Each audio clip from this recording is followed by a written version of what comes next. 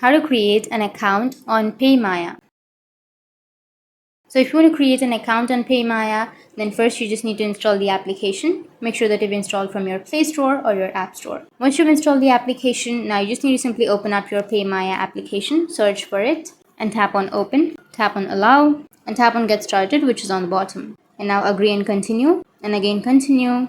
And here you will have two options: start an account and log in. So if you don't have an account that you've already created, then you can just simply go with start an account. And here you need to enter your first name, middle name, and if you don't have your middle name, then simply tap on I don't have no legal middle name and enter your first name. And then tap on last name and then enter your last name and enter your email address and tap on continue. And now you need to enter your login details.